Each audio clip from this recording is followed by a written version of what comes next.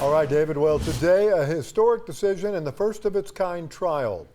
An Oklahoma judge rules in favor of the state of Oklahoma, holding a drug maker accountable for the opioid crisis. As a result, drug giant Johnson & Johnson has been ordered to pay up a total of $572 million. We have team coverage tonight following the ruling in the landmark case. We start with News 9's Amanda Taylor. She has been covering the trial since day one. Joined us now with how the judge came to this decision. Amanda? Well, Kelly and Bobby, just about 2 hours ago inside this courthouse, the judge announced his decision to a packed courtroom. It was packed with journalists from all over the country. Also, OU former coach Barry Switzer was inside, and he talked afterwards to Austin Box's parents. They were inside as well. You might remember he's the OU football player who died from an opioid overdose. And let me tell you, it was very quiet as the judge made his announcement. Take a listen. The opioid crisis has ravaged the state of Oklahoma. It must be abated immediately. For this reason, I am entering an abatement plan that consists of costs totaling $572,102,028 to immediately remediate the nuisance. So the state's attorney successfully argued that Johnson & Johnson was the kingpin of the opioid crisis here. They supplied a powerful ingredient to other drug makers, and they also marketed their drugs to downplay the risks. Now, Oklahoma wanted more than $17 billion to fund a 30-year plan to fix the opioid addiction crisis it says Johnson & Johnson created. You heard what they're going to get, though, $572 million. Now, even though they didn't get all that they had hoped for, we heard from Attorney General Mike Hunter. He says he is pleased. They're currently looking at their options in the future. We also heard from Johnson & Johnson, and they said, yes, they are going to appeal the judge's decision. This is huge, not only for us here in Oklahoma, but really the entire nation.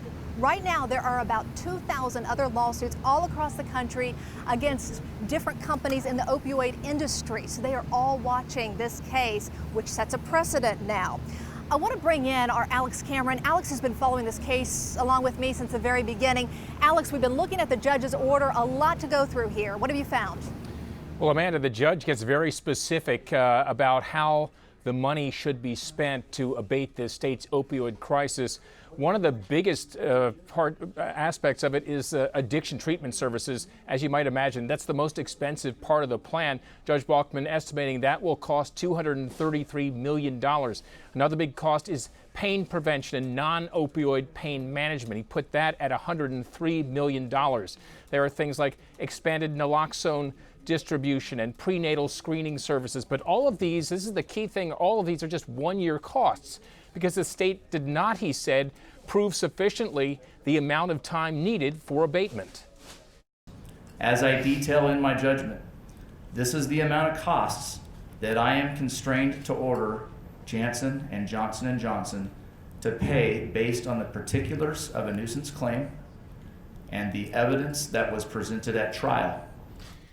Judge Balkman went on to say that if more money is in fact needed, it will be up to the legislature and state policymakers to address that. He says this is what the court can and will do to abate the nuisance. One more thing we're looking into, Amanda, is the size of the attorney's fees because it appears that they will come out of the abatement proceeds. Amanda? That's absolutely right. We'll try to get a figure for you later on that. Alex, we appreciate that. I want to tell you this decision that the judge made today is hitting very close to home to some Oklahoma families. One statistic that was thrown out during the trial, 6,100 Oklahomans died from opioid overdoses between 2000 and 2017. At least one of those families was inside the courtroom today. I'm talking about the family of Austin Box, OU football player. Austin Box died of an overdose. His dad actually testified in the trial early on. His mom, though, telling us she has never been back to Norman since her son died, just because this place brings back so many memories of her son. But you know what? She felt it so important to be here today for the judge's decision that she was sitting inside the courtroom so she could hear it for herself. She was in there. We're going to talk to her coming up on News 9 at 6 o'clock and also get her thoughts on the judge's decision. For now, reporting live in Norman, Amanda Taylor, Oklahoma's Own News 9. All right, Amanda and Alex, good work down there. And as always, you can see more of our coverage on the opioid epidemic and trial in Oklahoma on the News 9 app.